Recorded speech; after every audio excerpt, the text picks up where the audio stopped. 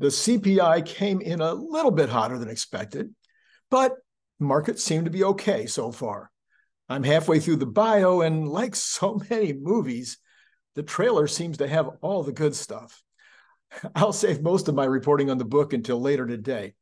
Brian Wang did send me one thing that I will report on this morning. I think you'll find it really interesting. The markets are all green. Tesla has recovered all of yesterday's losses and more, even this early. Of course, that could change in 5 minutes, but we'll definitely take a look at that at the end. So this is Randy Kirk. Hit like, subscribe, all the kinds of things you need to do. Hit notify. I will be reporting on the book midday today, and then tonight I'll have my regular midweek hot topics. I think that's going to be a particularly good show. You may want to be well, I think all of my shows are great, right? All right. And then, of course, we will spend a minute talking about my record day yesterday. I mean, I can't believe how many of these sold yesterday. Had an order for 10, another order for 6.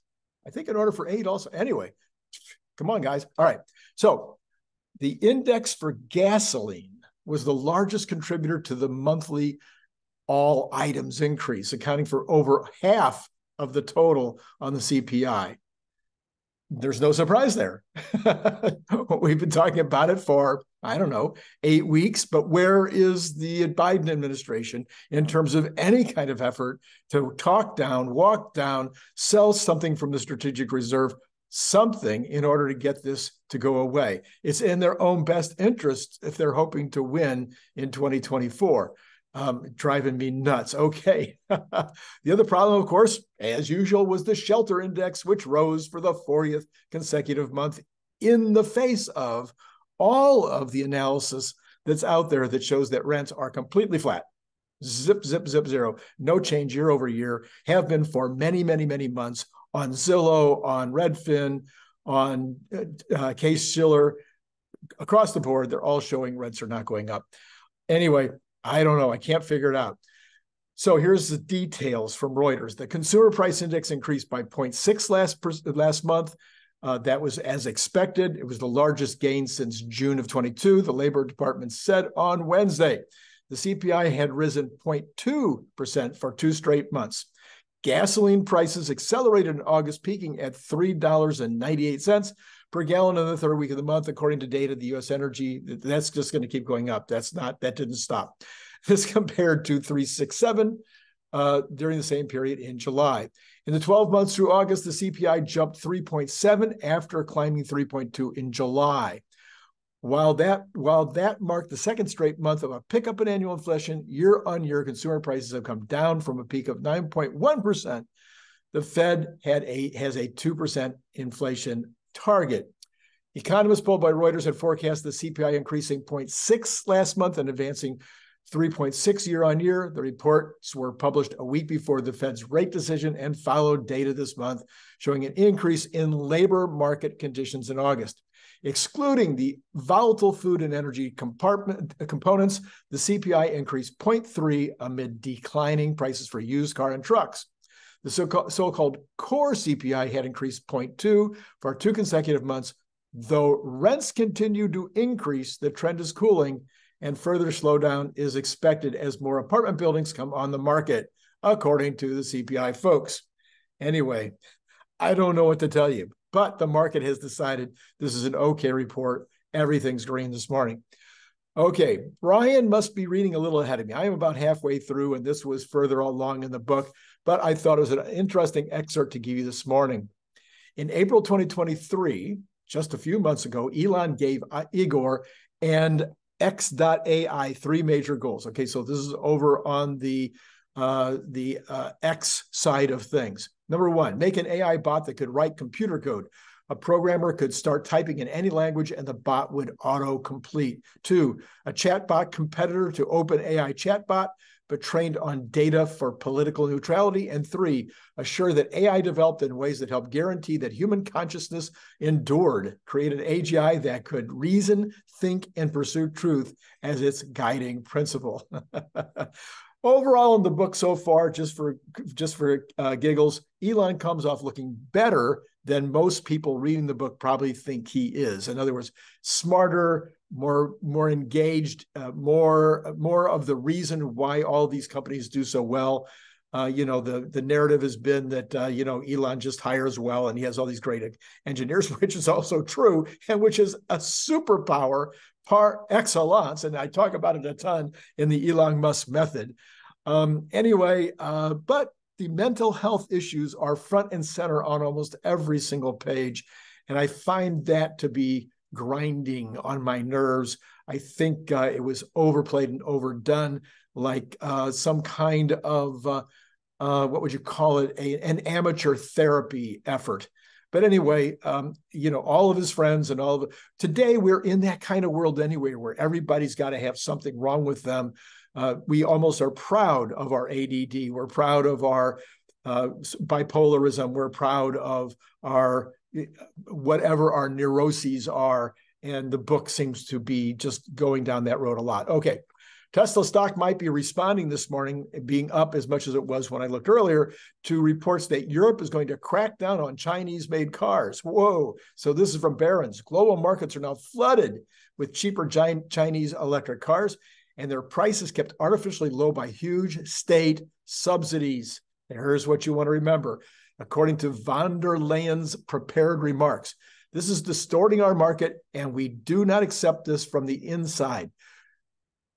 We do not accept this from the outside, whatever that means. So I can announce today that the Commission is launching an anti-subsidy investigation to electric vehicles coming from China. This is undoubtedly helping the stock this morning. India is reporting this morning that they will come up with a new policy to attract electric vehicles manufacturers and encourage greater investment in the sector, the Commerce Minister said on Wednesday. So there you go. More and more evidence that we're probably going to see Tesla in India. Tesla continues, this is another different story. Tesla continues to be the most shorted stock on the market 3 months in a row. I think these shorts are in for a very bad time shortly. The global electric market and storage monolith Tesla is getting ready to take on Australia's legacy utilities in what could be a landmark move for the local grid and for consumers, and potentially disruptive for the incumbent industry. Tesla's plans for Australia are believed to be broadly based on its model in Texas, where it has launched Tesla Electric, and which targets consumers who have either a Powerwall home and battery or Tesla EV or both. Tesla already has licenses to operate its virtual power plant in South Australia and to work with retailer Energy Locals in providing a VPP-type offering in other parts of the main grid. But new applications lodged with the Australian energy market operator and for a retail license with the Australia Energy Regulator signal a much broader remit, like its newly launched business in Texas, and in preparations for a similar move in the UK, which they've already been doing for a year. I don't know how this article didn't understand that. Tesla Electric is a retail electricity provider that allows you to power your home, vehicle, and community with sustainable electricity from Tesla, the company says on its website about its Texas offering. Goes on to say, our plans give you access to the energy you need when you need it at a predictable cost and reward you for supporting your community's transition to sustainable energy. To join, you must own a Tesla vehicle or Powerwall and live in an area of Texas that allows you to choose your electricity provider. In addition to all of that, the Powerwall 3 has officially been released and is now on the Tesla website if you'd like to go check out the details and also the pricing. So there doesn't seem to be any shift in sentiment this morning regarding the Fed's decision next week. I think they will pause. The key will be the statement from Chairman Powell. And unless the PPI tomorrow is more helpful or less or more helpful than the CPI was today, I think we're going to get another neutral statement, not a dovish one, not a hawkish one. I think they'll continue to be neutral, which will leave the November decision way up in the air. But I think everybody, like 95% of the economists polled, think that they will definitely continue with the pause next week. Trueflation is down slightly today at 2.69. This is beginning to surprise me. The CPI seems off to me. It should be closer to this number by now, especially with regard to housing. I don't get it. It doesn't make sense. Okay, so where are the markets right now? Let's take a quick look. Tesla has come off of its high. It was up as much as 7. It is now up 4.38, which is fine. I'm perfectly good with that. I'm sure you are too. The NASDAQ is now also not up as much. It's only up 20. The Dow, these are coming down dramatically from where they were. Don't know if there's any news that affected that or whether this is just a little profit taking.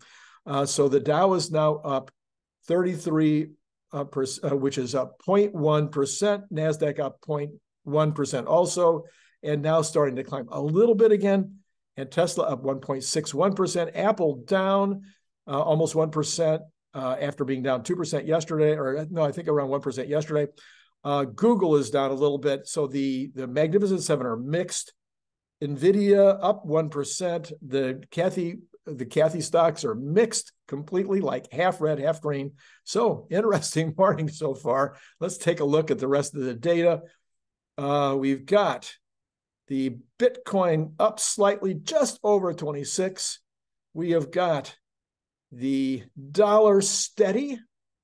We've got gold up a tiny bit, but really way down at 1936. We've got oil sitting at 88.75. That's just a little bit down this morning.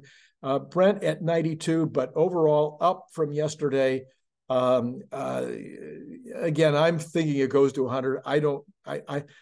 Unless the president acts, I think it goes to 100.